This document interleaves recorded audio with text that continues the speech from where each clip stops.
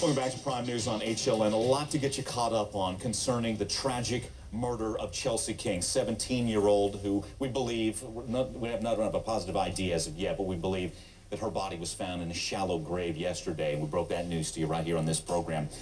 All right, so John Gardner, the man accused in her rape and murder, pleaded not guilty as he made his first appearance in court, looking down, very stoic, but again pleading not guilty. Then, just before the break, we heard from the father of Amber Dubois. Now, Amber Dubois, 14 years old, she basically vanished February of last year, so it's been 1 year, a very difficult year. We heard from her father. And what strength from that man as he was fighting back the emotions, and he wanted to make sure everybody knew this day was about Chelsea. But they are suspicious and very skeptical that John Gardner has something to do with the disappearance of Amber. Edward Cifuentes is with us, covering this for the North County Times. Edward, what more can you tell us as we get everybody up to speed on the disappearance of Amber Dubois? Again, that was last February, a year ago. Chelsea went missing on Thursday after going for a run, and obviously there's been a huge search out for her. Since then, police here in Escondido say they are looking into any possible connection between Amber and this guy, John Gardner.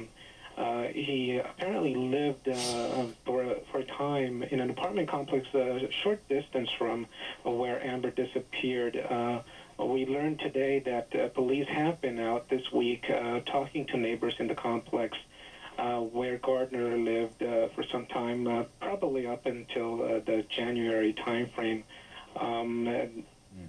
Police here have not said a whole lot about what any possible connection there may be between the two cases. Okay, and again, Amber, you think about just heartbreaking circumstances. She was walking to school, and that's when she was abducted and again vanished. Let me get Sonny Hostin in on this. Sonny, one thing that Amber Dubois' father mentioned was the past, and that's what gets us, and talked about the immense frustration to think of what he had done in 2000, yet he was out on the streets and may very well have abducted Amber, killed Chelsea, and also one other attack. He may have been responsible for that in December. It's really difficult to just even comprehend how someone, not only with that sort of conviction, Mike, but also someone who had been labeled by a psychiatrist during a court-ordered evaluation as a possible and probable threat to young girls.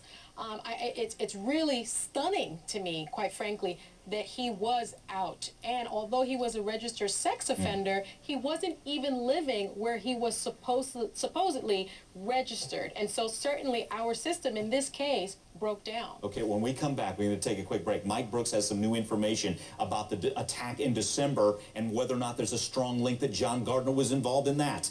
Take your calls as well, 1-877-TEL-HLN. Trouble never sleeps, but sometimes all state agents have to.